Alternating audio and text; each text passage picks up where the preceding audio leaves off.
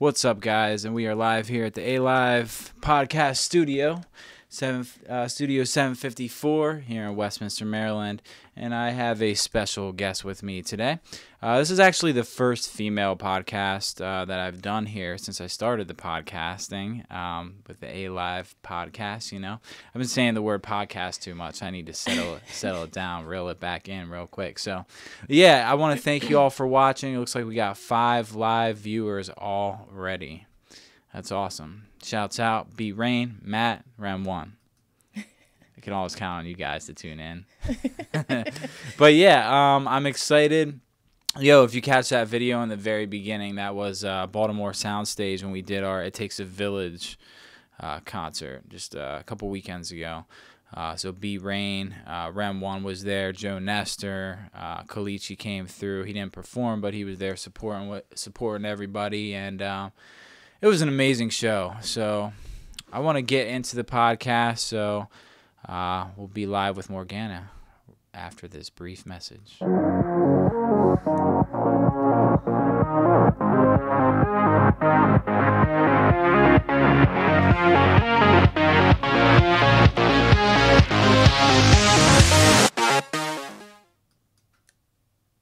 Oh, we're live.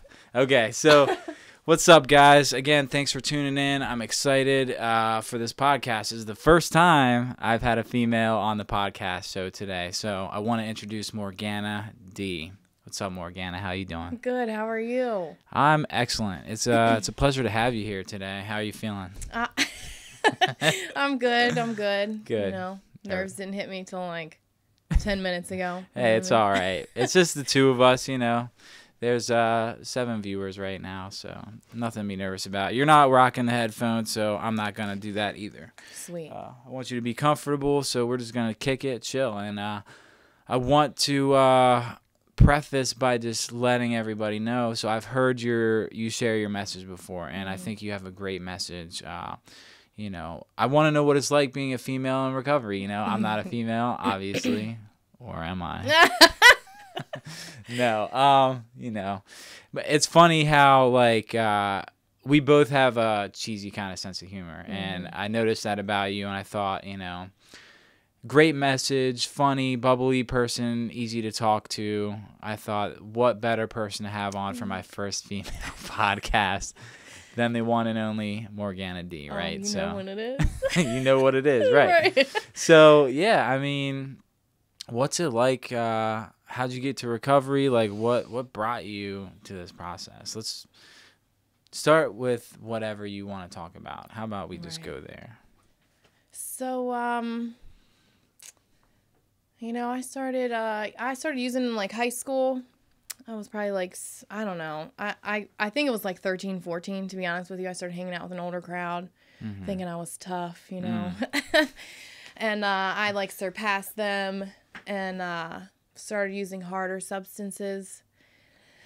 And I started going to jail at like a really young age. Like as soon as I could go to jail, I started going to jail. I was 18 in jail. It was not fun. Damn. At all. How many times have you been in jail? Oh my gosh. I took a nice little tour of Maryland. I've done Baltimore County, Baltimore City, Frederick County, Wycomico County, Carroll County. Yeah, I know. So I'm just a bad criminal. I don't get away with anything. I guess not, right? Yeah. So I think I couldn't even tell you how many times. That's bad. If I sat down and counted, it would probably be that's crazy. too much. Yeah. So you're free now. What's it like being free? You're doing things a little different this time around. Oh, yeah, for sure. Yeah. 110%. I like go to probation. Really? Yeah, and we're like show tight. Up? Yeah, all the time. And she's like really cool. We get along really well. You know, Okay. like when I'm doing what I'm supposed to be doing. Yeah. She's not like. I would think so. I mean, she's not like a dick. You know what I mean? Sure. Like, I'm going to throw you in jail. No. But yeah. So I was just in and out of jail and I just couldn't get it together, you know? And it was rough.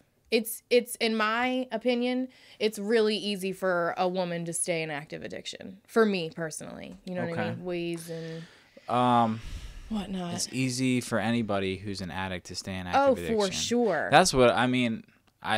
You know, in my experience, like it was easier to stay in active addiction than to try to get clean. So I get what you're saying, but I think that goes with any sex. Oh, for sure. So yeah.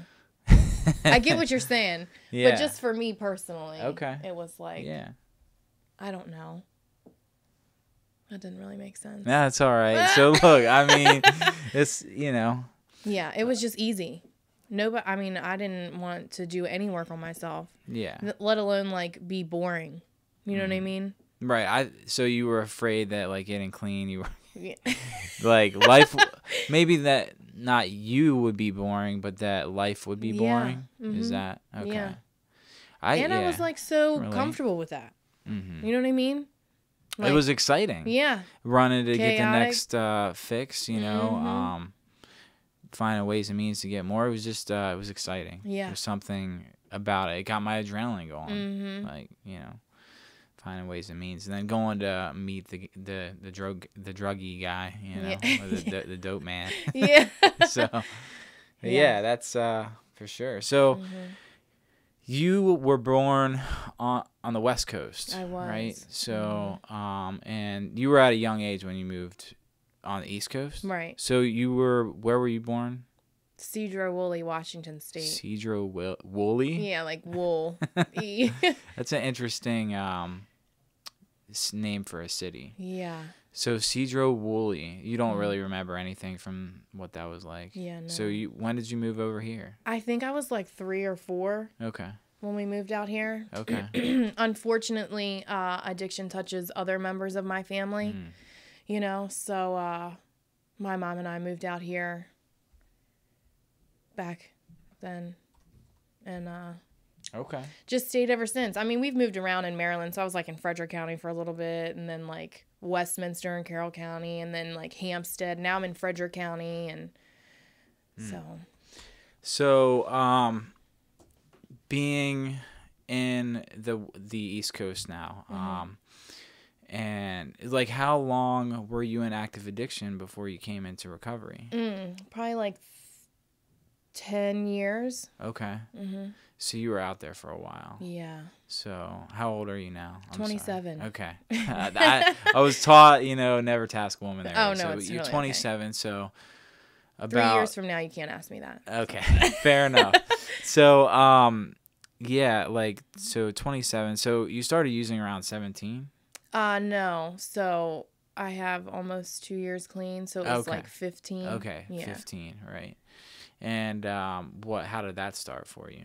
Just like... I think I was with another girl, and she had some drugs, and I was like, well, what's that like? And she was like, well, what would you do if I told you I had some? And I was like, oh, well, I'm going to do it because I'm a badass, and you can't tell me shit. You know what I mean? Right. And then it was a wrap after that. Okay. So when you say drugs, was it like pot? It was like heroin. The first time I started smoking. I don't even consider like 13 to 15 because I could somehow put stuff down at that point. Like I vividly remember when I was younger, I had a job at a gas station and I would just stop smoking pot for no reason. And people would be smoking it around me and I was like, oh no, I'm good. Like I don't need that. So like when my addiction really, really started was when I was like 15 where I couldn't put it down. Right. You know? So, but before that, yeah. That's crazy. So today marks 1 year, 10 months, and 7 days clean. It does. That's awesome. Congratulations. Right. Thank you. That's a huge accomplishment for any addict. Just 1 day is a huge accomplishment, right? For sure.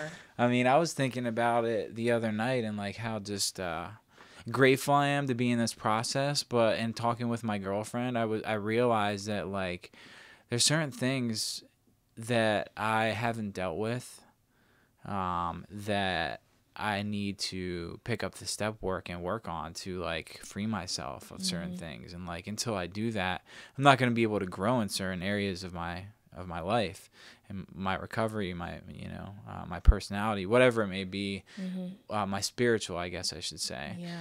However, it is affecting me. I don't know how it's affecting me. I don't think I will know until I like dive into my step work and work that stuff out. So, so you're in the process of recovery. I am. And that's freaking awesome. I just got chills because I know how inspiring that is, being a woman in recovery. There's so many women out there and men who just are struggling to get one day clean, like we were saying. It's an accomplishment for one day. And you can be that beacon of hope for somebody, a woman that's, you know, struggling. And we did touch on the fact that you were the first female I've had on the podcast. And that's because, like, in the recovery process, it's like men stick with the men and women stick with the women. So, you know, I'm 15 episodes into this podcast. I've been doing it for over a half a year now. And this is the first time I invited a woman to come on to... Sorry, I had a phone call. This is the first time I had a woman, you know, come into the podcast, and it's freaking awesome. So, yeah, what's it like being in recovery? Just touch on, tell me your story. I want to know more. I want to know more. I'm intrigued right now. You know? Okay. So, like I said, I fortunately, I don't know why I said unfortunately. Fortunately enough, judge made the call for me because I couldn't call the shots in my own life, and put me in jail for, I think it was like 76 days. I waited to go to a recovery program, and I stayed there for 10 months. It was only a 6-month program. I stayed there for 10 months, and something just... I don't even know, like, something just clicked. Like, I was like, it was this, like, super profound moment that's super simple at the same time. I was like, I just don't have to do this anymore, you know? Right. And I was, like, so, like, mind blown about that, you know? Because people had told me that all the time. Like, you just don't have to do it anymore. I'm like, yeah, you're an idiot. Like, stop talking. You just don't have to use anymore? Yeah, like, I just don't have to do any part of that life whatsoever. They make it sound so easy. Huh? They make it sound so easy. Yeah, and I'm like, you don't know what you're talking about. Like, I have to. Right, you know? Of course. So, yeah, my first year of recovery, looking back, was, like, really easy. You know, I lived in a recovery house for a long time. I was surrounded by a lot of women. I had this great spiritual connection with my higher power. It was going, like, I mean, you couldn't tell me anything. Like, that pink cloud that everybody talks about, like, I thought mine was never going to go away. Like, I was like, ooh, I'm going, like, 18 months strong. This is great. You know what I mean? Yeah. Like, you can't tell me anything. And I remember when I got a year clean, somebody told me, they were like, well, you know, your second year is, like, where the real work starts. Yeah. And I was like, you don't know what you're talking about. Like, I'm awesome. Like, I got this. You know what I mean? Like, sure. It's cool. And, you know why they call it a pink cloud, right? Why? Because there's a brick wall on the other side of it. That sucks. I definitely hit that bad boy rough, like, smacked into it. Yeah. So, yeah, you were like, you know, you got a year clean, real work. People are telling you this is where the real work starts. And, like, you kind of took it on the cuff, like, yeah, ain't nothing to it, you know, bada bing, bada boom. Yeah. Right? I got this. Right. Yeah, So, 100%. yeah. Real quick, and I want to go back in, like, I want you to continue on, but I wanted to say that, you know, when I celebrated a year clean, people were telling me the same thing. Don't be a 1-year wonder.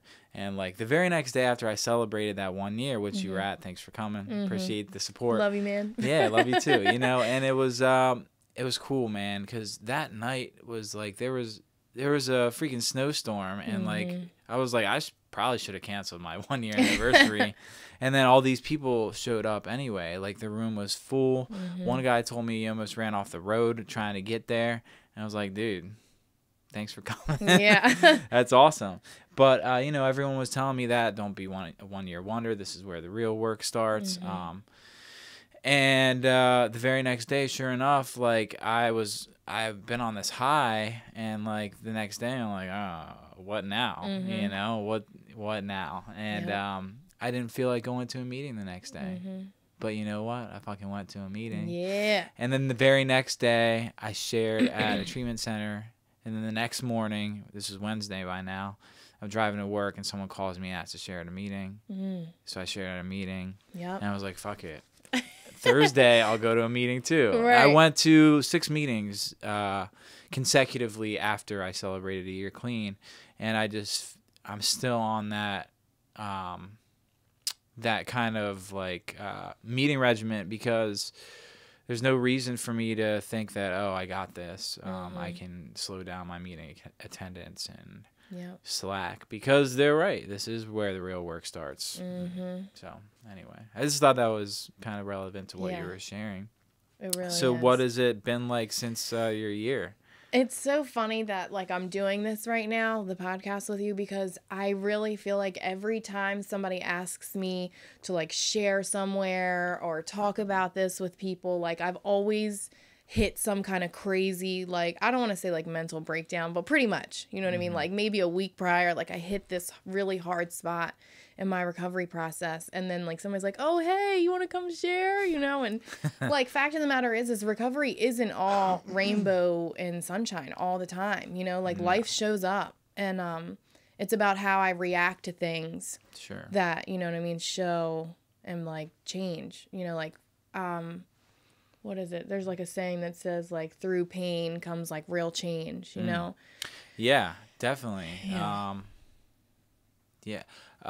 Change happens outside the comfort zone. That's what B Rain would say. You know, change. B Rain. B Rain, holla at your boy. You're right? Yeah, change happens outside the comfort zone. Have you ever seen his Halloween costume? Which that's one? like that? He took a T-shirt and he glued pennies to it. Yeah. And then he drew a circle in the center, and inside the circle it said change. Oh.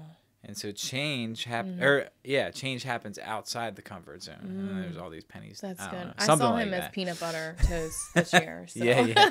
B Rain actually just commented. He said 3 fire like emojis. So thanks for tuning in, bro. We also got Danielle tuning in. We got, you know, my mom's tuned in. Hey mom. Hey mom. But yeah, that's awesome. You know, that's where love you too, B Rain.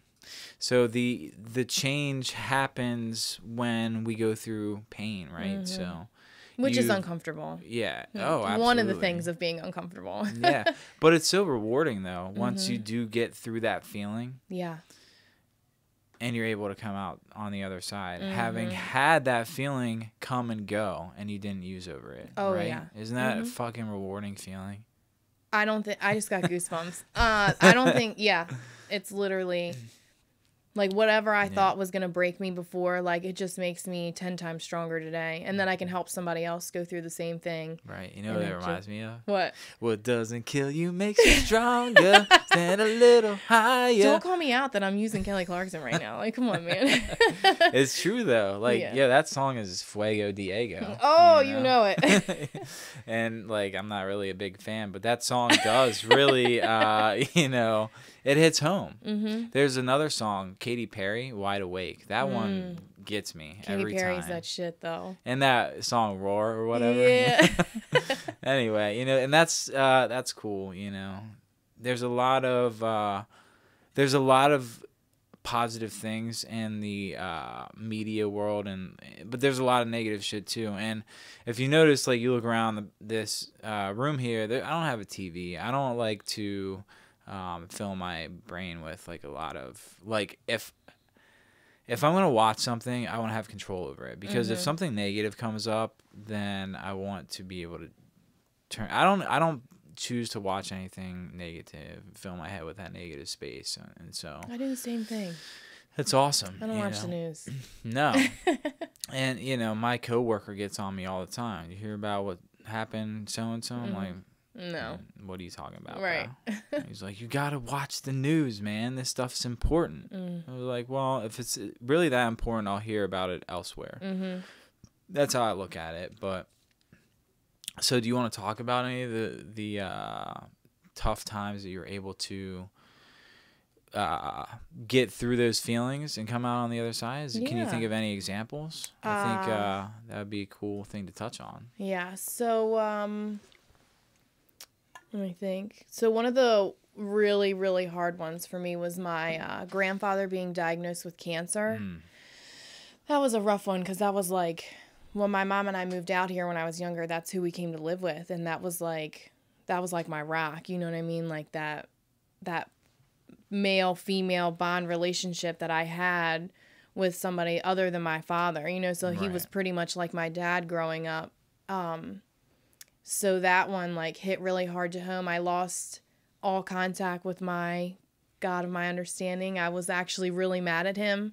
I didn't understand how I had done all this work on myself to bring my family back together because, you know, this isn't just about me. Like when I'm in my addiction, when in active addiction, I rip everybody apart. Like I will ruin anything that I can, you know, and just terrorize. It's like the Tasmanian devil. Like anywhere I went, I was just like fucking shit up, you know? Right.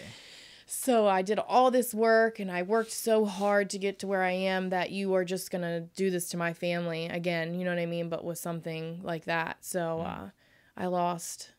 And that's like super important. You know what I mean? Like if I don't have a conscious contact with, you know, the God of my understanding, I have nothing. Like I'm not working on anything, you know? So I was kind of just like going through the motions and like I was doing 1 meeting a week, you know what I mean?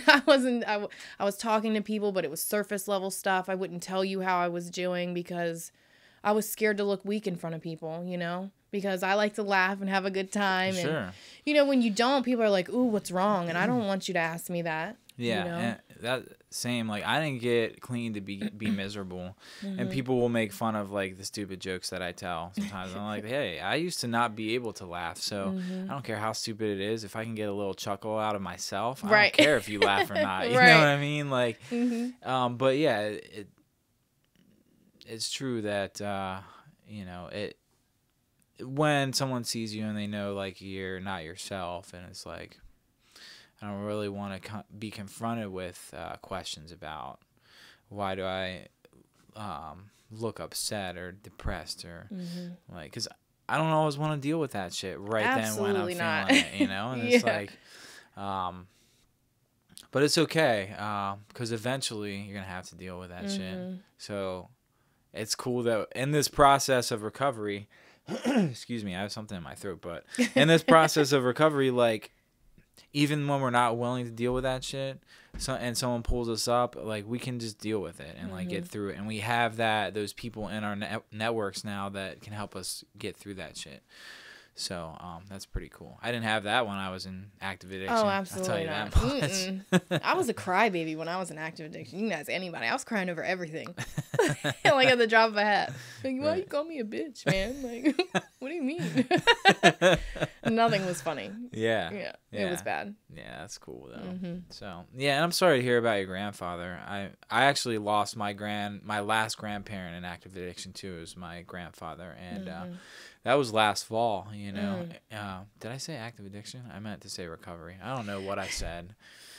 Anyways, but yeah, I lost him, and, you know, what I found is I was able to show up for my family, and I was able to feel through my emotions of, you know, going through that loss and coping with that without using and leaning on my family to help me get through those feelings and being there to help them get through those feelings. It was rewarding, to say the least, but it was a sad time, you know. So yeah, but so we go through these struggles and things in our recovery, but we stay clean. That's the message right there. Yeah. So what else? What's going on? Like, what's cracking? So I was never really, I wasn't honest. You know, I would, like I just said, like when people would talk to me about things, I would say, oh yeah, I'm fine. You know what I mean? Like just surface level stuff, like stuff that I was okay with. You know, I wasn't okay with a lot of the secrets that I kept, which I kept a lot of secrets in recovery. I did a lot of things that I shouldn't have done. You know what I mean? The only thing I did do right is I didn't use, you know, like that's all, no matter what, you know? And, I wasn't honest. And honesty, like, and your secrets keep you sick. You know what I mean? And like everything would just build up, and finally the pain got great enough to one day I just let it all out. And now it just keeps coming out. Like I keep telling people things that, you know what I mean, like shady shit that I've done in recovery, and they're like, "Are you kidding me? You did that?" I'm like, "Yeah." But that's the real hope, is that you got honest about it. Because like, talk about those 3 indispensable spiritual principles: honesty, open-mindedness, and willingness. Without those 3 things, we can't recover. Exactly. And if we continue to be dishonest, or unwilling or closed-minded, we will use again. Oh, 100%. And so I believe me, I know, like when I first moved down here and I got clean, and like there's so many things just like on my mind that I just didn't want to talk about. And it didn't feel like dishonesty to me. It just felt like normal.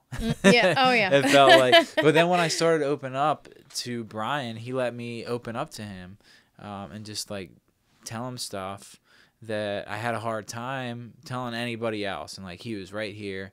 I was like, fuck, excuse my language, but I'm going to just tell him whatever it was. I don't remember, but I got honest. I told him, well, I have a good example. I used down here, like, when I first moved down, not when I first moved down, I got like 4 months clean, and I used it the night I had like 4 months. And, the very next day I got honest. And from that point on, it was just easier and easier and easier to get honest. And, the more you're honest, the easier it becomes. And it's a good habit to get into. It really is. So without those indispensable principles, we can't recover. So honesty, that's a good topic. Yeah. So, did it take you, when did you realize that you were like fully committed to this recovery thing? Did something happen that you were like, fuck it, I'm all in now? I'm trying to think, because I really wish I could say that it was the beginning, like when I first got clean, but I really don't think that it was probably until 2 weeks ago. Damn. I know, right? Well, good. Hey, welcome. Keep coming back. It works. Yeah. That's awesome. I mean, did something happen? I just hit that point where the pain was great enough, you know what I mean, to be willing to do whatever somebody suggested for me to do, because people would talk to me and say things, and I'm like, you don't know me, you don't know my life, I wouldn't share with anybody anything, stuff like that. And I just kind of like,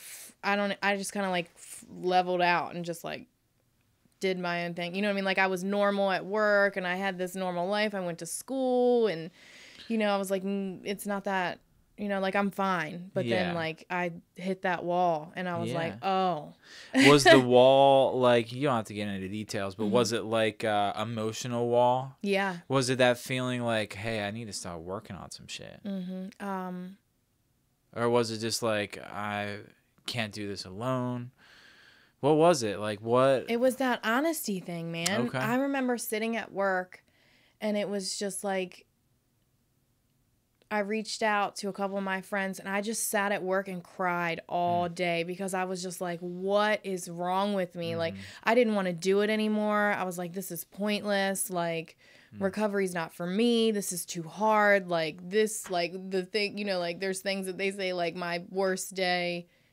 I don't know what the saying is. You know what I'm saying? My worst day clean is better than my best day using. Yeah. Something and I was that. like, no fucking way. Like, this is rough, Well, nothing in life that is worth it ever comes easy. Yeah. So I figured that out the hard way. So. Yeah. And, I mean, most of us do. I think, I'm speaking from my experience. I learned shit the hard way too.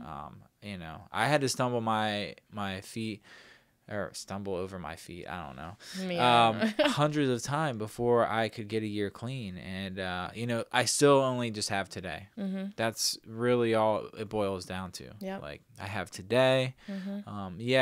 I have a year and some change, but I try to stay in the moment. Like, with what we're doing right now, we're having a conversation. One of the reasons I started this podcast is so that I could build my network, being in this new area, and that I could just have a conversation with someone. Like, it's kind of just like, how many times have you tried to like have a conversation with someone and they're like on their phone texting? Yeah.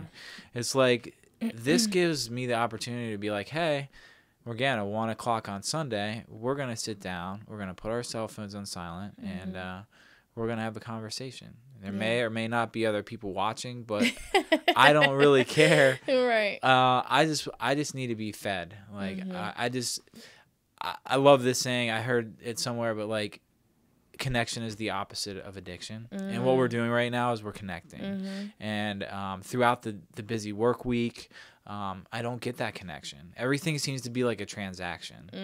Like, even when I'm not at work, it's like, I see somebody at a meeting, I give them a hug. How you doing? Good, good.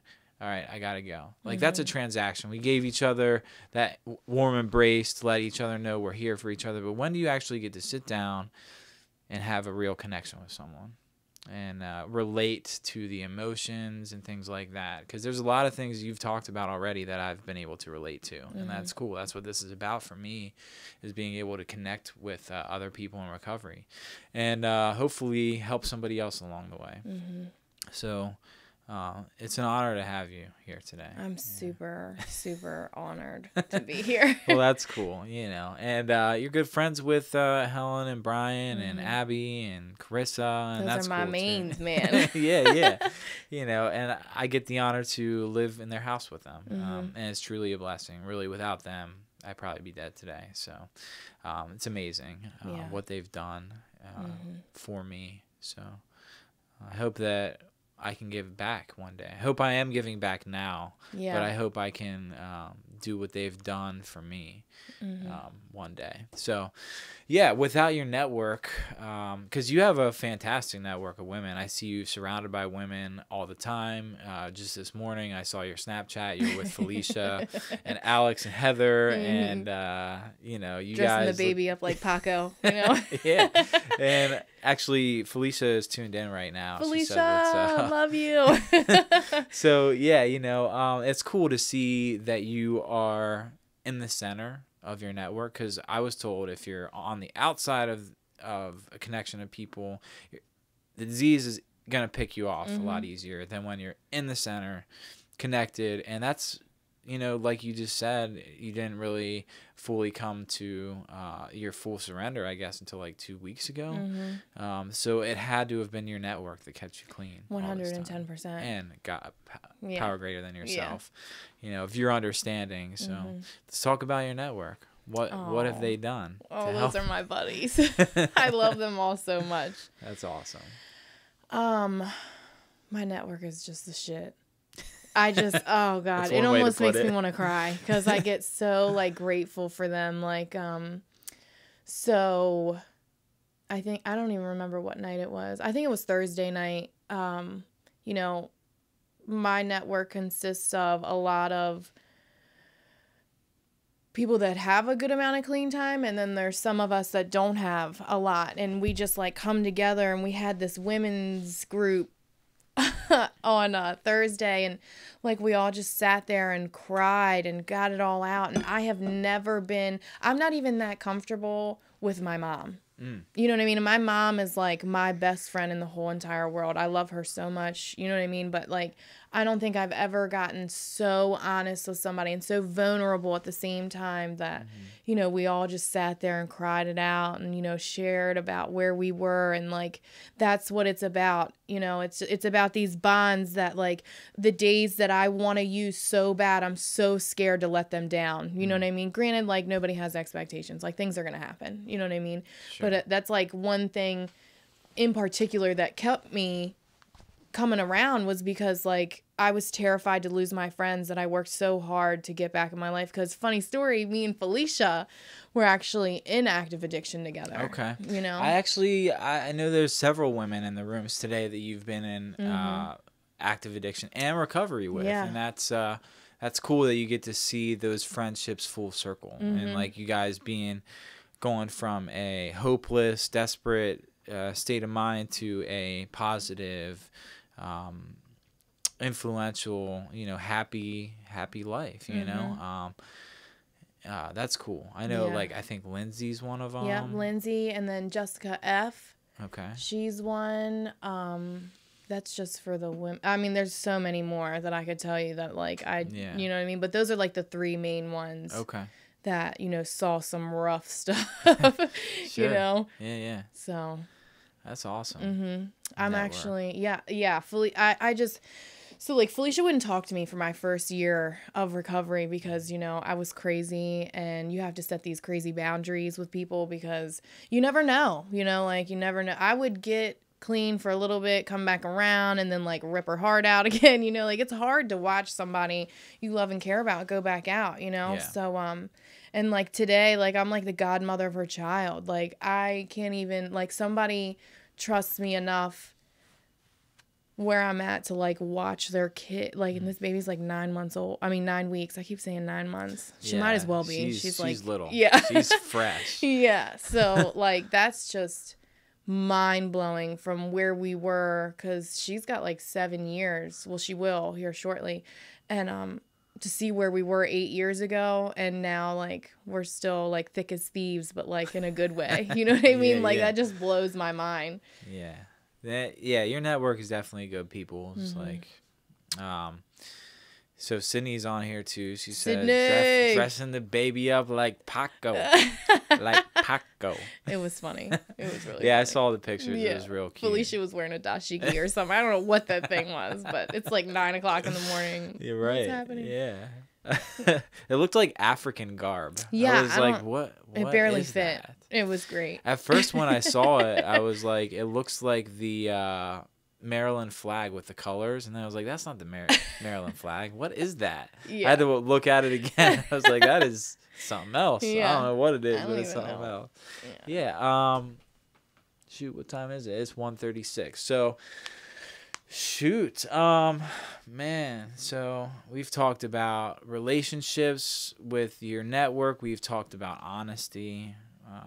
We've talked about going through some struggles and stuff like that. What are some of the rewards other than like your network that you've been able to accomplish? Like, you work now, right? I do. So what do you do for work? I'm an accounting assistant for, I know, right? I don't even, spreadsheets all day. Oh, are we live right now? You got jokes. I see you. Yeah. It's no, actually. listen, I'm in finance too, so I get it. I can't. Yeah, I mean, I love my job, and I love the people I work with. Same here. They're very understanding about everything that, you know, entails in my life. And it's actually pretty funny because I'm like a convicted criminal, and I like work under the federal government. You know what I mean? That like, is crazy. I know, right? And they trust me with their money. That's the same. That's how I am too. Like, Right. I go to the bank every day with thousands of dollars. Yeah. I'm like, do you know who I am? Like, I know where all the nuclear bombs are. A lot of shopping malls. You'd be surprised. That was a joke from Bridesmaids. Nobody. About to say, gosh. Okay, so I've never seen Bridesmaids. Oh my God, that movie's great. Sounds like a chick flick. I mean, it could be, but it's funny. Melissa McCarthy is like lit. She's like the best ever. Yeah, that's dope. Yeah. I'll have to watch that. Yeah. It's on my watch list for this good. week. Yeah. Bridesmaids. Mm-hmm. I want to check that off my bucket list. Yes. So, That sounds like an epic bucket list. yeah. That's the only thing that's on it right now. But yeah, no, I actually, that's a good topic too. Like, what are some things that you've been able to do in recovery that you never thought you'd have? I mean, obviously getting a job with the federal government, that's fucking one of them. Yeah. But like, have you been able to go on any trips, sightseeing, anything? What has happened in your recovery that thought you were like, I never thought I would be able to do this? I know there's something. Yeah. Well, I mean, I'm in school too. Okay. I go What to do you school study? part-time. Accounting. Money, man. That's like, money math is the best kind of math. Really? Yeah. Yeah. I mean, it's the only kind of math. Yeah. Yeah. Who does math for fun unless you're counting money? I mean, you know what? I'm going to be totally honest. There's a girl that I know that was like helping me with my math homework, and she like loved it. It was great. Yeah. It was freaking great. Well, maybe she was excited because she was like teaching you and like she's like bestowing her knowledge upon you. Yeah, she was pretty much just doing it, you know. I know I'm like maybe a little too honest on that one, but Yeah, that's funny. Yeah. Wow. I still failed the class. So you go to school. Where do you go to school at? I go to Strayer University. Where's that? Rockville. I mean, they're all over the place, Okay. but I go to the one in Rockville because that's where I work. Yeah. Come to think of it, I don't know. If I were to go back to school, I don't know what I would want to study. Yeah, it's hard to make that decision. Well, it's got to be difficult because you're learning about yourself being in recovery. Yeah. I mean, with less than 2 years clean, and a huge accomplishment. I'm not. No, I get it. Yeah. But you're learning about yourself, because this process of recovery is ongoing. You're constantly learning about yourself, and with like 10 plus years of active addiction, there's so much in that time that you missed out on about getting to know yourself. So you're learning about yourself, and you're learning something else. Where do you find the balance for that? That's so funny that you asked me that, because I struggle with balance a lot. Okay. You know? Yeah, I think that's a hard thing to balance. Isn't something that you get and then you have. Oh, absolutely. You have to not. maintain it. Yeah. Every day. And I like oversubscribe to a lot of things, you know, because like, I just I have to do everything and be everywhere, you know. Yeah. FOMO gets me, you know. What's FOMO? Fear of missing out. Ah. You know what I mean? I get it. I mean, I have that sorta, but like, all the guys went to Indiana this weekend, and I was like, bruh, have fun. Right. Bye. Love you, bye. No, but as much as I would have loved to be with them, having a weekend where I can get some things done that I've needed to get done for a while now, was it more accomplishing to me than going to do that. I mean, I'm sure I probably would have got so much out of that trip, like, just fellowshipping with the guys, going to a convention, but I don't have to do everything today. That's one of the things I realized, like, I don't have to do everything.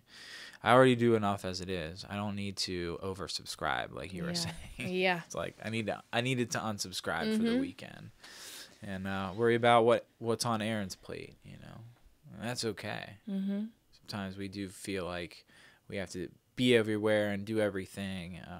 And the reality is we cannot. Yeah, no. Can't do that. So. And you'll just run yourself ragged. But the beautiful thing is that people in my network have gone to school too.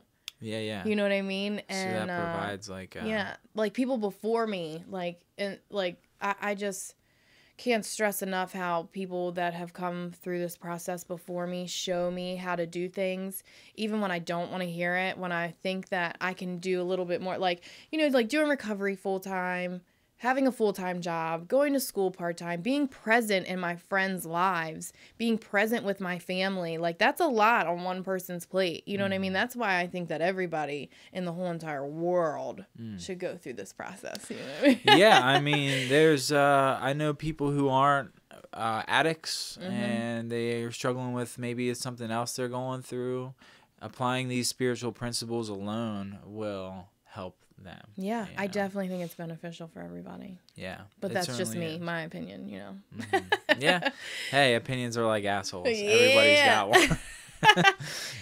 But no, it's a great opinion. It's a great thing because, just like my mom, I don't know if she's still watching. Love you, Mom. Love you, Mom.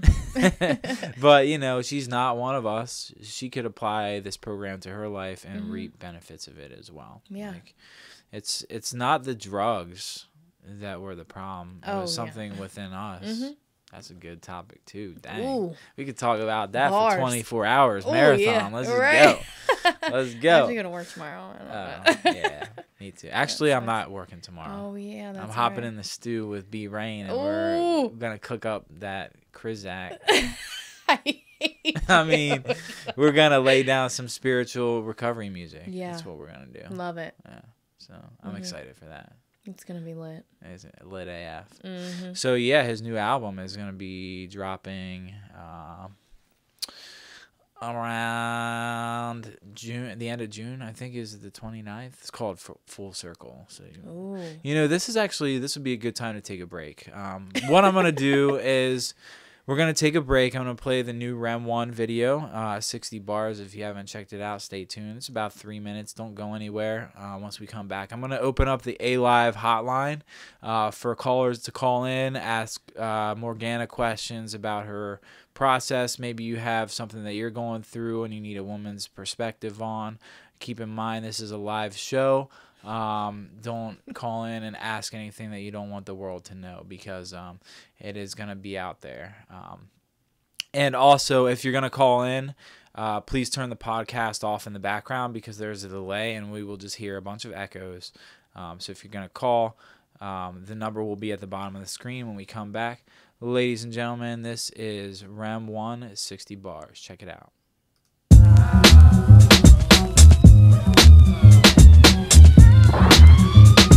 Rem 1, mic check.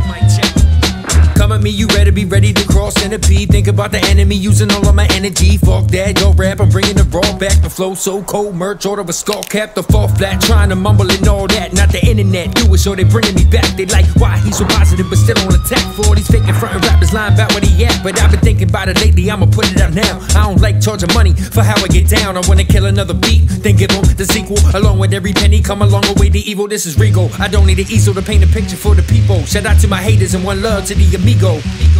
And the freeload, it's always on the couch in your mama house. Yo, I know you all up in your head and you can figure it out. Hey, yo, forget that in the mouth, come and see what we about. Check it out, check it out, check it out, check it out. I know some rappers, they ain't rapping. If they did, they murdered it. But they so confused, can't figure what the purpose is. Industry will crush a dream, turn onto a purple fiend. Seen it through the optic like the shit is just a scheme. All around, dumb us down, keep us knotted to the sound. I'm just too grown to vibe with that shit now. They told them Gucci gang, booty tang, go on shorty, do your thing. You don't need a grip, you need to polish up and buy a chain. I'm the only one, think the shit is insane. Yo, I don't covet, put it above it to make them suffer. Not a father or a brother or a sister or a mother or a friend or a lover looking out for one another. What happened to doing something homely simply because you love it? So yes, y'all, if I'm not the best, y'all, I'm the realest and I'm certain no need to test y'all. Chill, Rem, chill, don't forget about the hook. Wait a minute, think I got another one. I ain't talking Khaled, way I do this shit is hella fun. Feel it like a one-on-one, fella when I'm on the run. For retarded bubble gum, but I had to give it up. Yo, what we spittin'? Remedy is in it, in the way that he deliver, making other rappers live it. I'm a walking contradiction about how we just end up missing. But when I get my voice, I'm so vivid with description. But when I get a minute, paint a picture with it. Get it how you live it, when I'm finally getting living. Lifetime felon and I'm finally done with prison. Christian, but moving with conviction. And all the intuition screaming at me like focus on a mission. And we been moving all around, baby, doing shows. And we ain't got no management, we do it on our own. Know it's possible, thinking I should let them know. Yo, that my motto and I show it everywhere I go. Mo been grind since back in the 9-9. Put the game down, pick up a mic and I'm doing fine. Want that real story, I'm just giving no mind. But man, I'm praying up high that it reach him in time. Man, I'm praying up high that it reach him in time. But man, I'm praying up high that it reach him in time. Man, I'm praying up high that it reach him in time. How was that? Nice hook. Never fails.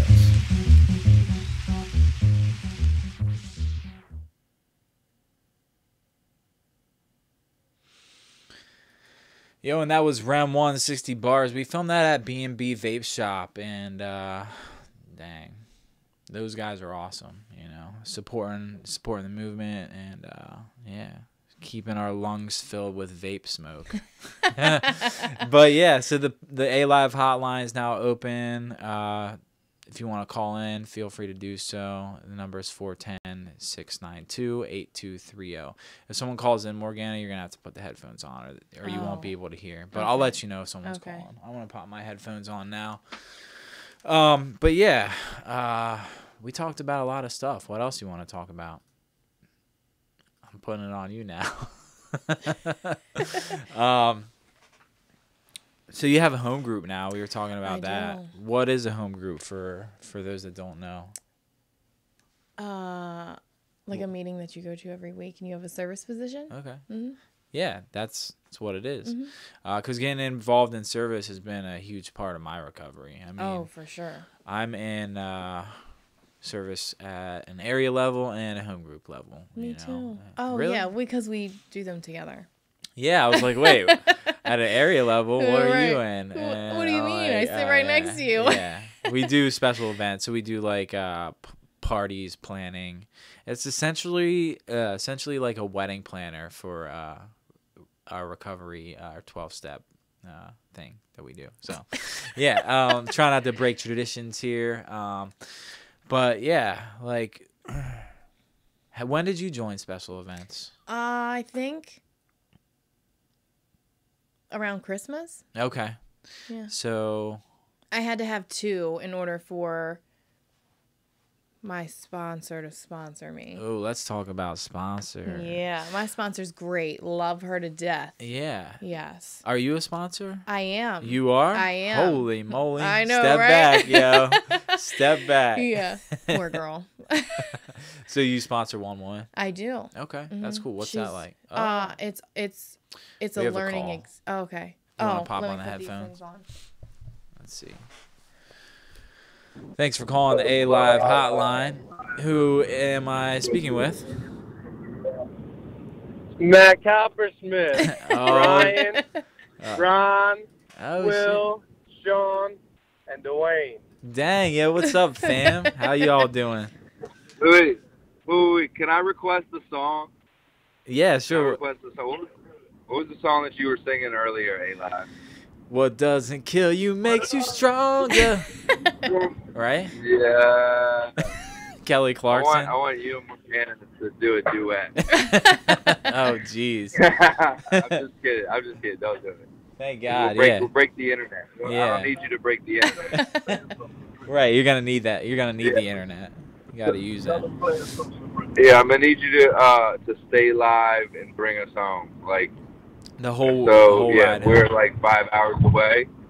So, right. Ready? We Morgana, just grab some water. Grab some water. I'm sure A.live's got some food. Just stay live till we get home. You got it. Yeah, that's awesome 7. that you guys are tuning in. Hey, did you ask Will about how he almost ran me down the other day? No, I didn't. But did you ask Matt how he got us through the worst blizzard on the way to Indiana? No, but I saw, dude. He drove us through a blizzard. He saved all of our lives. Sounds like you guys should have just pulled over, you know? There was nowhere to pull over. We were in the Hills Have Eyes country. It said caution, dangerous mountain ahead. Yeah. What? We would have died if we stopped. Dude, that's crazy. What? I'm glad you guys made it there. How did the convention go? Hey, it took us 11 hours to get there. Wow. What's the drive like normally? Great. The convention was amazing. The hospitality of everyone that was there, they were very welcoming. So, because I was just texting one of the guys, it was like, I was the newcomer. We were the newcomers this weekend, and the fact that they went out of their way to make sure that we were comfortable and that we felt welcome and stuff like that. Like, that's what the program's all about. That's what the podcast is all about, is like, just bringing people together, making people feel like they are welcome and they are worthy of this lifestyle, Bars. Straight up, dude. You got some bars over there. B-Rain, yo. Hey, did Brian tell you he was the main speaker at the convention? He didn't. Well, he told me, but he didn't say anything just now. Dude, I didn't even know that I was the main speaker until Saturday morning. Actually, yeah, I think Helen told me that you were. Yeah, that's I pretty found crazy. out that morning, and I was like, "Dad, signed up Will." And then I threw Will under the bus, and Will ended up speaking too. Are you serious? Yo, that's awesome. Yeah, Will ended up doing one of the workshops. It was great. Cool. That's awesome. Dude, how much pressure did you feel when you found out that morning you were going to be the main speaker? A lot. Yeah. A lot. I was nervous. I got bubble guts. I think I pooped like 3 times. And someone signed me up. Someone signed me up to chair Will's meeting. Yes. Oh yeah. So Baltimore, we represented for the Free State region. Yes. We represented heavy. Dude, that's they awesome. Knew. Like, yo, we gotta come to Baltimore. Y'all's recovery is amazing. Yeah. Like, yeah, you're right. We are blessed with the recovery community that we have, especially in Northwest area. Just the people that we have that are in the program, working the program. Look, Sean's back here talking about he's hot. He's hot. Like he's mad or he's hot temperature-wise? No, he's having a hot flash. He's like 58. Yo, hang in there, Sean. You'll be all right. Menopause is kicking in. Menopause. So, but, dude, B-Rain. What's up, bro? I know we talked about it like a week ago. Are you still thinking about doing the next podcast 2 weeks from today? 100%. You know what 2 weeks from today is? I think it's your birthday, right? It's the motherfucking birthday, baby. It's your birthday. Is it really? Yeah. Go shorty. Hey. It's your It's- birthday. Hey. You gonna party like it's your birthday. Yes. We gonna do Hey. podcasts It's your like it's your birthday. We not gonna sip a Cardi like it's your birthday. That's right. You Yeah, know, 'cause yeah. We don't give a fuck because it's your birthday. Hey, yo, put Yeah, dude. Next. sorry, go ahead. The what? No, go ahead. No, I was just saying. I just confirmed. Yeah, that 2 Sundays from now is The April 7th. 7th. It's my birthday. All day the 7th. It's So- All day, the whole day is my So- birthday. So you all witnessed it.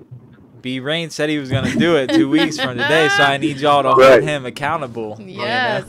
Yes. I will be there with you guys. I'm excited because I've got to like kind of sit by and be there with you and all the guests that have been on the show. It's been awesome to watch it blossom and grow, and to be able to be a part of this process with you, and kind of do it on my birthday too. I don't know, I just feel like everything just comes full circle. That's awesome. B Rain, I have a question for you. So the last podcast that I did, we had you were the sponsor, so we appreciate that. And I also wanted absolutely. to see, when does that discount end? Is that over today, right? I think it ends today at midnight. Yeah. Okay. So I'm going to pull that up on the screen real quick. So for those who don't know about what's going on, we have 25% off the wearecloudgang.com/shop using the promo code The whole PANDA. store. The whole store, dude. 25. You could buy the whole store for 25% off. Yep. You could buy the whole That's store. a lot. Yeah, that's a lot Yeah, of buy the whole awesome store. merch. And what is it Are you sure all supporting? the merch is there? It supports. So we're all the profits are going to Joe Nestor and helping him get attorneyed up, lawyered up, Nestor Nation, and helping him. He's going through some stuff with his old record label, kind of trying to silence him and take him for really everything he's got. And what We Are Cloud Gang is about lifting people up and showing them that they can be empowered themselves. And so, Joe Nestor is a really great friend of ours, and so we just, myself and Rem, I know we've done a handful of contests and sales on our merch so we can raise money for him and for really everything that he's going through, and because it costs money to do things like that, as much as we would hope, to be able to just perform music and get in front of a lot of people and stuff. It's not free. It's not cheap. So, I'm honored to be able to do something like this and take the profits from my merch sales and donate it to him, and in helping him better himself and just be able to continue doing music, man, that helps people. Music with a message. That's what it's all about. Absolutely. So again, that's wearecloudgang.com/shop. Use promo code PANDA at checkout. You have till midnight tonight to get 25% off. So we appreciate the sponsorship, B Rain. That means a lot. And hey, B Rain, before you get off the phone, can I talk to Will real quick? To Will? Oh, to Will? Yes. Yeah. Hang on 1 second. All right, cool. Will, the panda is summoning you. Yeah, panda. What's up, Will? How you doing, Yes, man? sir, panda. I'm good. How are you, sir? Good, man. I just wanted to take the time to thank the God of my understanding that I'm still alive today, because you almost mowed me down this past week coming out of work. Really? You remember that? Yeah, I remember when you came out of the building, but I wasn't going that fast. I was going to run you down. I saw you. No, I know. I'm just messing with you, man. That was cool, and I saw it was cool. Yeah. It was cool, man, because I was like, man, that guy, he's going pretty fast. Like you weren't flying, but I almost walked right out into the oncoming traffic, and then you slammed on your. You stopped at the door. I thought you stopped at the door and said something to the person behind you. Okay, yeah, and then you stopped and rolled down your Right, window, and right. I was So like, I saw, yeah. yeah, that was cool, man. Right. It was cool to see you guys. I'm glad you had a nice trip, man, and safe travels back to Maryland. All right. we've been blessed so far. Keep the prayers going. We'll make it. Absolutely. Well, hey, look, I love you guys. Tell everybody I said what's up, and thanks for listening, all right? Love you, too, and you keep doing what you're doing. That's how we get better. Bars. Bars. All right, Will. Take care, man. All right. Later. So that's pretty cool. That, the fellas called in from their trip back to Indiana. So that took up a good amount of time there. So anyway, the hotline is still open if you want to call in, and we still have about a half an hour to go. So I want to continue to talk to Morgana about what her process has been like in this program, and hopefully you haven't ran out of things to talk about, have you? I don't think so. I could talk all day. Right, typical woman. Can I take right? these things off? Yes, you can. Yeah, I'm gonna do the same. Yeah, they make my ears hot, and this just feels more natural, right? So, but yeah, someone opened the door, popped in. It was Helen. Oh, was it? Was she just saying hi? Yeah. That's cool. Yeah. So, man, what do you want to talk about? What were we talking about beforehand? Good question. Oh, my sponsee. Yeah, sponsorship. What it's like being a sponsor and what it's like being a sponsee. So first off, let's talk about what it's like being a sponsee.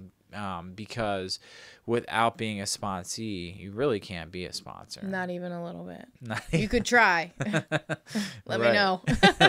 let us know how that works out for you. Please don't try that. You know. Don't. Disclaimer. Yeah. Straight up. Yeah. So, Brian had a request. He says, Morgana, talk about step work. Is he picking on you or something? I don't know, man. I feel like he might be. Yeah. Well, we talked about a lot of awesome things, but it is important to talk about what are those things that keep you clean. And I think, talking about being a sponsee is one of those things. So what's your relationship like with your sponsor? Now? Yeah. It is wonderful. Okay. Yeah. Have you had the same sponsor since you came around this time? No, I was a cereal sponsee for a little while. What's a cereal sponsee? Oh, man. I probably had like 4 sponsors in my first year of recovery. Okay. Yeah. Well, I don't think there's anything wrong with it. You were probably just trying to find that person that you could connect with. That would be the nice way to put it, I guess. But, all in all, like, my motive was I don't sit still very long. Okay. You know what I mean? That's my pattern that I would do. Well, you sat still for an hour, so I'm proud I of you. know. Well, I'm getting better at it now. Okay, I mean, I've had this sponsor since, like, September, which is, like, a long time for me. Yeah. So. Okay. Yeah, so in the beginning, it's the same thing that I was saying before. I was just surface level stuff. I did my first step, and the first step for me, this all ties in together. So like the first step for me, it wasn't exactly hard. Yeah, that's how I didn't feel very challenged on my first step myself. And I had a year clean at this point. You know what I mean? Because I may or may not have done work with some other people beforehand, if you get what I'm saying. Okay, if you're picking up what I'm putting down. I do. Yeah. So I was like cured. You know what I mean? So just kidding. That was a joke. Yeah. But no, I get it. So it was different problems that I was going through. Like I had some beautiful gifts of recovery. I gained 60 pounds in recovery. You know what I mean? So it was like a different aspect of life that was going on when I did my first step in this process that I'm working now. So okay. And living it at the same time. Like I thought when I did step work with my sponsor that it was like, okay, I write down all the answers to these questions and then we go over them and then that's it. You know what I mean? You don't have to apply them to your life. Yeah, no, dude. I get to I've been on the second step for it's been months. Like, I was so disturbed by the second step that I did my third step in a week, and my sponsor was like, yeah, nice fucking try. Like, you gotta, let, you know what I mean, God's will be done. And I was like, yeah, no. Like, I like things to be done how I want them done, when I want them done, and I like to force my will on people because I know better for you than you do yourself sometimes. You know what I mean? Yeah. Yeah. It's a rough one because, especially with, one one of my friends that I had talked about, she came into the process a lot later than I did, you know what I mean? And she's awesome, and she's like such a great person, and sometimes I try to force my will down her throat. You know what I mean? We have another caller. I'm sorry to interrupt. We're going to get to that in a second. Thanks for tuning in to the A.live hotline and the podcast. Who am I speaking with? Felicia. That's your girl. That's your Hey, girl. Hey. how you doing? It's funny that you were just talking about a friend coming into the program after you got clean, because I was going to ask you what it's like being friends with people that you used with and how awesome it is, like, seeing them clean. So that's your question? I'm confused. I don't think it's a question. I think that's a statement. Yeah. That's pretty cool. No, I mean, like, how is it? Oh, okay. So it is a question. Oh, how is it? Yeah. I mean, even the people before me, you know, like you and everybody Or else. you don't have the answer. That's cool, too. Huh? You want are you asking me the question? I think she's asking, what is it like seeing people that you used with come into the process of recovery behind you? Is that what you're Get saying? clean and Yeah. Okay, stay so you want clean. the answer. Yeah. I don't even really think that it's like explainable. Like I really just what? like I'm trying to explain it. It's hard to explain because it's just like it's like you can take a breath, like you can breathe. You know? It's like a breath of fresh air. Yeah, it's like this huge weight has been lifted off your chest because I'm a worrywart. Like, that's what I do, you know? And when I see somebody walk in that I was in active use with, it's just like, like, there's one more that can make it. You know what I mean? Like, that doesn't have to live. And I cry. Let me just stop lying. I cry. I get all emotional, and I'm like, oh, my God, you're here. I love you. You know what I mean? I'm just trying to get you to cry. Why? I'm not going to cry. I did my makeup this morning. But then it's hard, too.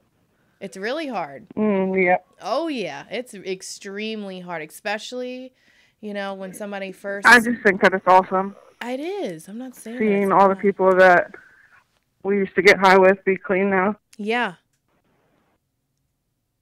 It's a dream. It's like... Yeah, I can't even... Just hanging out with Peyton, watching you on my TV. Sloaney Baloney. Love her. On What? the TV. Yeah, you can watch us on the TV. Bro, that's too much. People have smart TVs with YouTube. It took me a while to figure it out, like probably like 39 minutes into the podcast. It's on my TV now. Oh, man. Hey, that's cool. Yeah. That's cool, though. Yep. Mm-hmm. But just want to check in, tell you you're doing great, and we love you over here. Oh, I love you guys. But Peyton's crying now, so have fun. Oh, see ya. All right, so that was cool that Flea called in, Mm-hmm. you know. She's awesome. Heather and Flea, they're awesome. I Power love 'em. couple, man. Just They like are. Helen and Brian. Oh. Yeah, don't like the headphones, I huh? don't. I can hear myself and it freaks me out. Yeah, I'm going to get rid of them, too. I like the headphones, but, you know, whatever the guest is doing, I want them to feel comfortable. So I feel like doing whatever they're doing kind of helps that along. So, yeah. That's cool that Flea called the hotline, you know. What were we talking about? Sponsorship? Oh, I Yes. was on step 2. Okay. Like how I had to live it. And I'm Oh, still right. living it. I still can't move on to the next step because it's hard to let go of stuff. I'm on step 2. Yeah? Yeah. How you doing with that? So I'm not even halfway through writing on it, but I find that it is, for me, much more rewarding to write on than step 1. Because, like you said, like step 1 for me wasn't very challenging. It was more just like repetitive questions. Yeah, and about- different ways of asking yeah. it. And so, And they're trying to trick me here. yeah. Oh, I guess Flea was saying she couldn't really hear you. on the call because the microphone was here and you're over there. So okay. yeah, I'll have to. These are improvements that I have to make.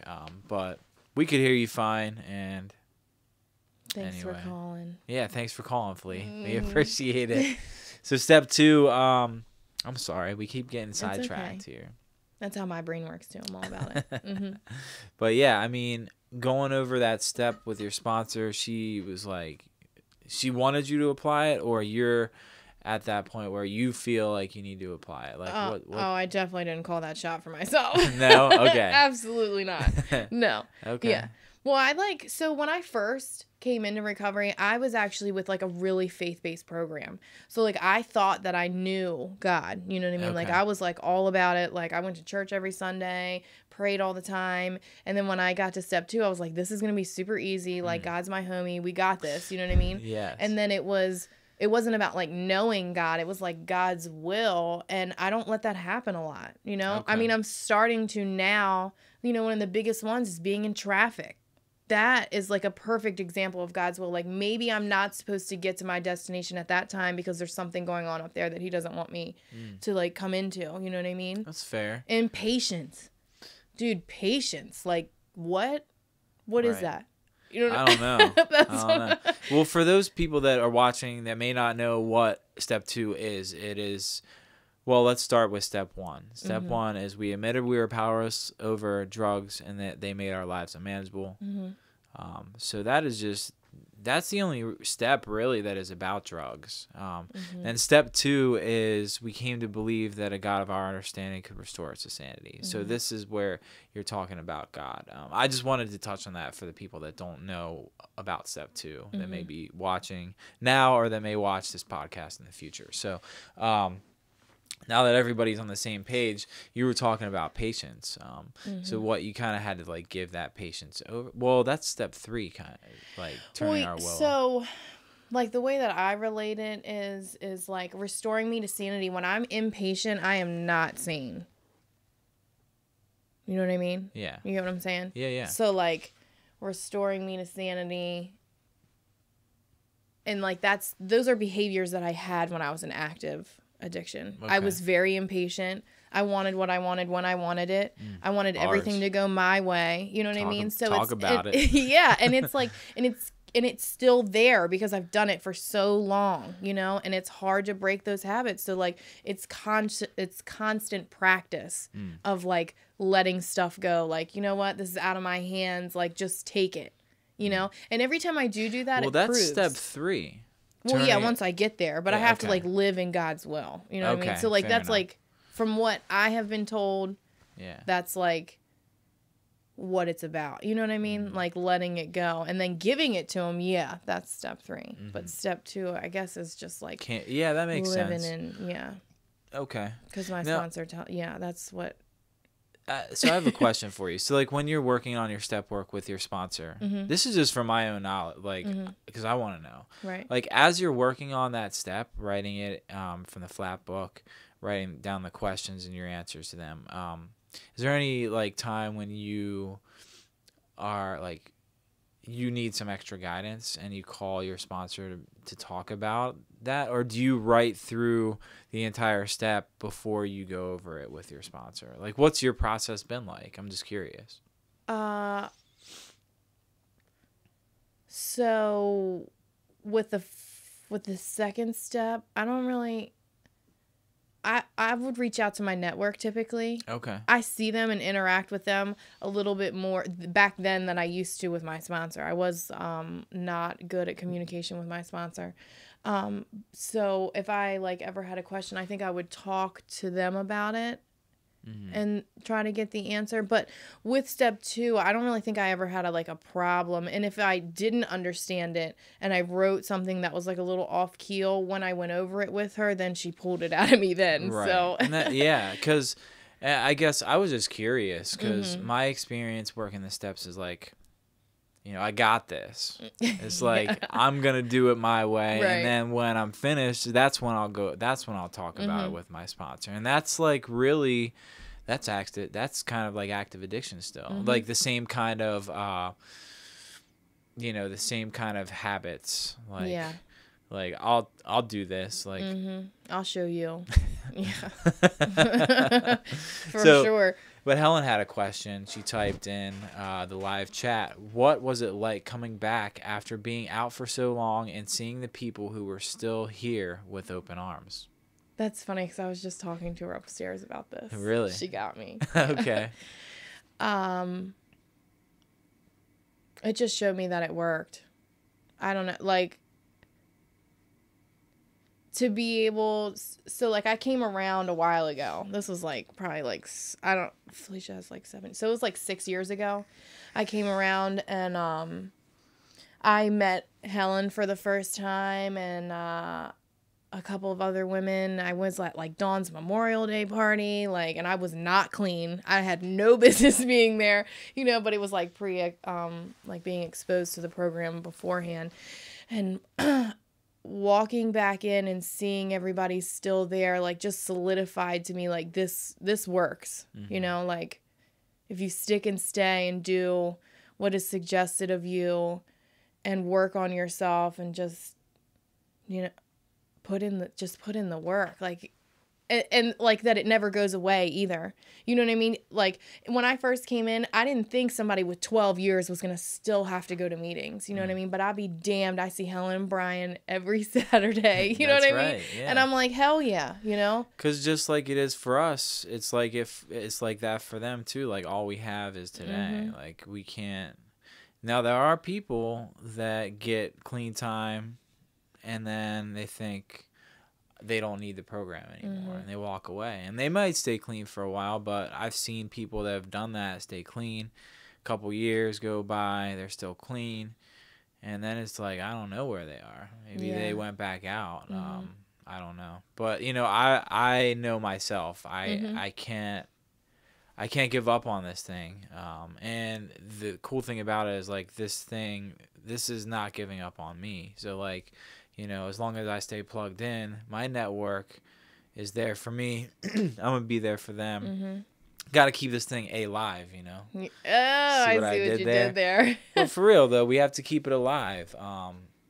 That's how we keep the miracle alive, which is the name of my home group. And, you know, dang, your home group is called Attitude of Gratitude, right? So what type of gratitude you have today?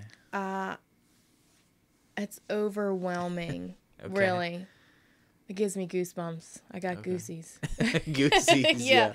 Because That's great. it is just mind-blowing. Like, if you would have seen me 3-4 years ago, like, you would have been like, what the fuck? You know what I mean? I was just a hot, not even hot. I was just an ugly mess, you know?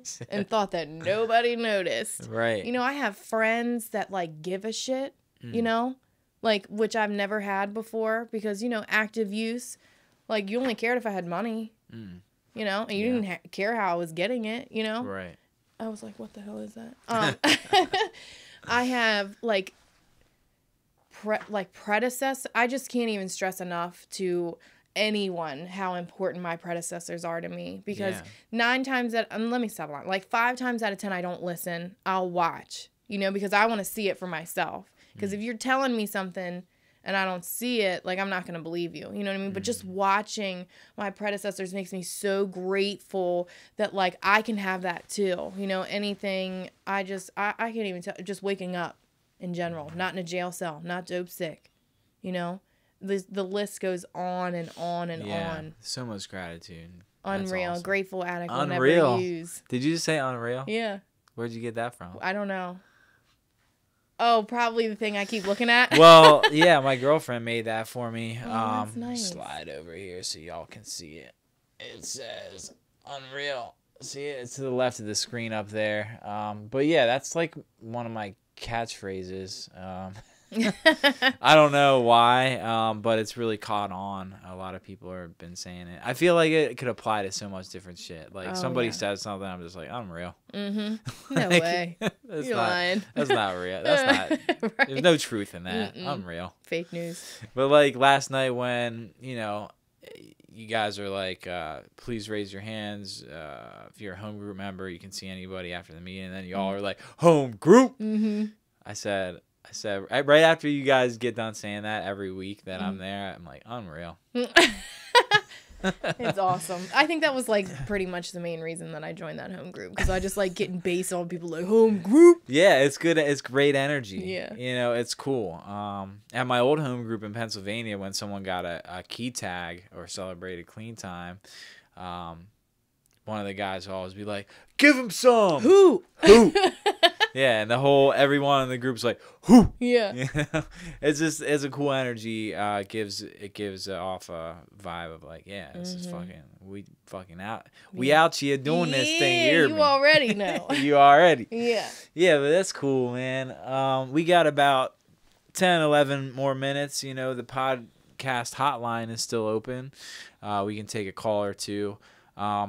But yeah, so you're a freaking champion out there, getting your recovery on, right? I'm trying, man. So you're a sponsor yourself, and I haven't had that honor, and I don't think I'm ready for that honor. I have enough going on in my life, and I'm still working on myself. You know, what's that shit like, yo? Shoo. Shoo-wee. I know. It's the craziest thing because, like, I remember when she asked me to sponsor her, like, I just couldn't find out why. Like, I was like, oh, my God, like, why does this girl want me to sponsor her? And I remember one of my friends in my network, Heather, she was like, newcomers watch us. Okay. You know, like, they watch how we interact with people and, like, they, like, pay attention, you know, because I don't think that, like, I mean, I did that, too. I don't know why for some reason I, like, forgot. I don't know. But, like, just to know that, like, it's attraction rather than promotion. Yeah. You know what I mean? Like, that is just, like, in itself, like, mind-blowing, you know? And my sponsor teaches me how to sponsor her, you know? So it's like a trickle-down effect. Like, my grand sponsor sponsors my sponsor, who sponsors me, who helps me sponsor her, because I've never done it before, you know? Like, certain things that I have to do, like 30 days in a row, I got to call her every single day. And I didn't want to, but guess what? Now she has to call me every day for 30 days. We're 5 down, 25 more to go. Just saying, you know, who's counting? Okay. So. Well, you're counting, but but it's that's great. Awesome. Yeah. And, that's and awesome. To watch her is like, it's like, I don't, it's just the greatest thing to watch other people come into themselves, you know, because of this. I'm sure it helps you in your recovery as well. For sure. Right. Yeah. Because if I tell her to do something that I'm not doing, I'm kind of an asshole. You know what I mean? So then I start doing stuff, you know? Yeah. Keeps me on my toes. Look, I wanted to, before we close out, I mean, is there anything else you wanted to talk about, really? No, that's it. So before we close out, I just wanted to talk about this. I was hoping that she would call in the hotline, but there's something going on next Saturday, March the 30th. It's a 24-hour marathon. It's called the Recovery Crawl. You can go onto Facebook and type Recovery Crawl into the search bar and find out more about it. You know, I'm still in the dark about some of it because I'm not sure exactly how it works, but I know that I'll be going live from 6:40 to 7 p.m. on the Recovery Crawl. It's, like I said, it's a 24-hour marathon, and some of the other people that you can catch on there that'll be going live, and we're just going to talk about like what we do, what we how we participate in this recovery atmosphere that is so much in our lives, but also how we participate on social media. Because obviously, like, I'm doing this podcast, so I want to talk about why I do the podcast, who A.live Panda is, like, and the shit. kind of the shit. No, but not really. You know, I couldn't be who I am today without everybody in this process. Big facts. Mm-hmm. So I'm just going to talk about some of the people that have been influential in my process of recovery that are also going to be doing the Recovery Crawl next Saturday, March the 30th. It starts at noon, and it goes all the way to, oh wait, no, it's not 24 hours, it's 12 hours. I apologize. So it starts at noon on March the 30th and it goes till midnight, March the 31st. So the very first person who's opening it up is Higginbotham, or Robin Higginbotham, goes by Higgy, with the No More Heroin and Fight Club So he kicks it off, and like he was actually the first guest on my podcast here. You can check that episode out on my YouTube page here. So he's starting it off at 12 to 12:20. Rem 1's going on from 6 to 6:20 p.m. After him, it's going to be B Rain 6:20 to 6:40. After B Rain, I'm going live 6:40 to 7 p.m. After me, like we got the primetime spots, man. After me, it's going to be Jam Alker with recovery music from 7 to 7:20. From 7:20 to 7:40 is going to be Climb for Recovery. Travis Gilbert, shouts out, man. And then so you can check out Chicago Hope Dealers with Jonathan and Myra from 8 to 8:20. So again, that's the Recovery Crawl. If you want some more information, you're going to have to go to the Recovery Crawl Facebook page. So type that in the search bar. We want to thank you guys for tuning in today. It's been a pleasure to have you here today, Morgana, and I hope you enjoyed yourself. Unreal. Yeah. No, but seriously though, it was really cool having you on today. Thank you so much. I feel that much closer to you now. I know, like, right? we now we're like, did we just become best friends? Literally. Oh yeah. Absolutely. So yeah, I mean, I look forward to what the future holds for your recovery, and for you too, man. Thanks, I appreciate that. Well, now that we've bonded even more, like it, I look forward to being a part of your network. And, always, A.live's the shit. Oh yeah, so if you've been watching, you like what you watch, make sure you. I guess it would be over here. Hit that subscribe button. Hit it. And right next to that, there's like a little notification bell. If you click off on that, it'll alert your phone or however you like to watch the A.live podcast every time I go live. So make sure you check that out. Do it. Yeah, I want to thank everybody for tuning in. We love our guests here at the A.live podcast, and we out. Peace.